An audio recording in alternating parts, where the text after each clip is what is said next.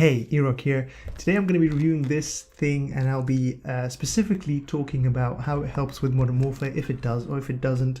And I'll be teaching you how to become a sweat lord basically. I actually had to chase this thing all over London because my dumb ass didn't pre-order it. So, you know, that's that. Anyway, let's get into unboxing it. Ooh, this £25, this thing. Oh, instructions. I love me some instructions. Is that it? Give me a short while I read over these instructions. Done. There it is. It's on now. It looks kind of weird because it's already fired up the display. I love the little display that they put on. It feels very comfortable. Honestly, it feels very comfortable. For some reason, I thought it was going to interfere. It's definitely way more comfortable than I thought it would be. It looks kind of ugly on the controller, but you know what? It just needs to serve the purpose. Alright, so I'm going to be honest with you. The first time I tried the back button in a real game, it was pretty horrible. It was uncomfortable and unintuitive, so for a moment I thought I made a big mistake by buying it. So I spent an hour or so playing with bots and just getting used to the movement. After spending that time practicing, I really started finding my groove. Now, it's still not instinctive. I would sometimes still by accident mash the L2 button in a panic, but I'm getting used to it and honestly I'm just not going back. So I bound jump to the right paddle and crouch to the left paddle. I was actually planning to use one of the paddles for sprint, but I just enabled auto sprint in the settings instead, which honestly I would highly recommend for you to do, especially if your play style is run and gun heavy. I feel that my movement is less restricted and more free-flowing, which honestly helps a ton with focusing on aiming and shooting at the enemies.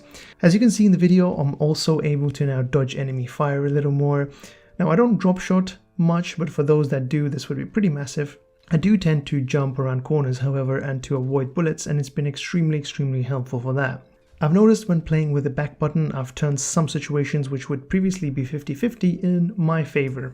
In terms of comfort, I don't know, after being used to the playing controller, on extended play sessions it does feel a little like there is something in the way. I do have larger hands though, and for people with smaller hands I don't think it'll be an issue at all, but just a little bit. It's not that it's uncomfortable, but it's just sometimes it feels like it gets in the way. Again, I need to test it out for a bit longer and see what my long-term view on it is.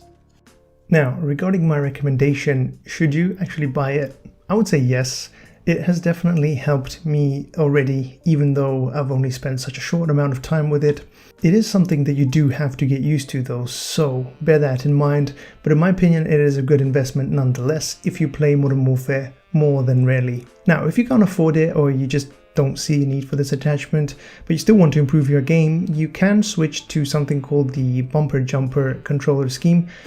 What it does is it rebinds your jump button to L2, and of course with that it just frees up your movement so you can jump and aim at the same time, which is pretty cool. So obviously just playing a couple of hours is not sufficient. I do have to use it a bit longer and get used to it. So I'll be making another follow-up video in terms of my long-term thoughts on it and how it helps. So do make sure you subscribe. Alright, so that's it for me. Thank you so much for watching. I hope this was informative and I'll see you guys very soon.